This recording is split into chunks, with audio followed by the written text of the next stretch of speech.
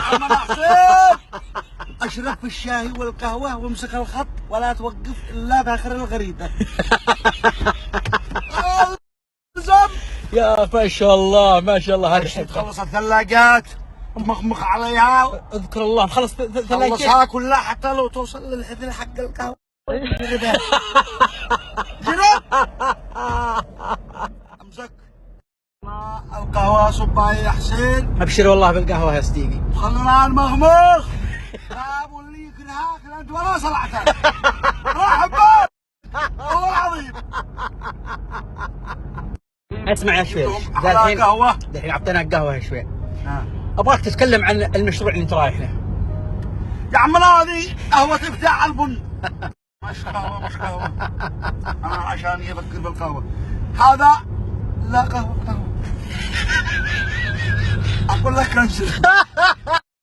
ايوه قهوه تفتح البن. حلو ايوه. نبيع لك القهوه الخضراء والمحموصه. تشتري تحمصها انت ولا تشتري؟ يعني اللي تشتري تفعله.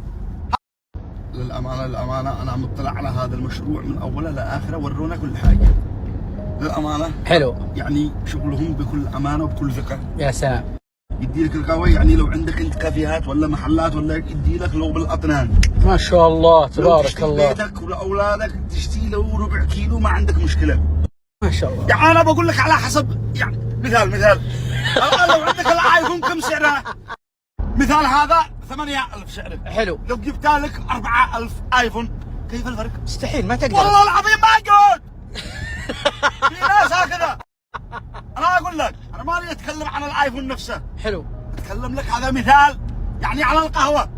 يجيب لك القهوه يا عمنا بسعر والله العظيم لو تدور 5 دور ما تلقى زيه. طيب بس كيف المنتج؟ كيف المنتج على كيفك من المزارع يجي لك لعندك. تمام. طيب ايش الانواع اللي عندكم؟ عندنا اليمني والاثيوبي والبرازيلي والارجنتيني. لو تبغى اجيب لك مسيك. ولا اديتنا بسكوت ولا اديتنا سمسم ولا حاجه ولا منك فايده. معزز فاشل ما عندك ما عند جدتي. طيب اسمع عندي سؤال، متى الافتتاح؟ الافتتاح قلنا لك بعد صلاه العصر بكره السبت. في نقراني يا عفري يا قني يا اصبع. ما تفهم. الله يحييكم كلكم. تعالوا الشباب كلهم لا احد يجلس. تعالوا ترى الشباب كلهم بيجونك يصورون معك. والله على العين وعلى الراس. بس لازم تسمح لهم بالصور. والله نسمح لهم ناخذ على كل صوره 5 ريال.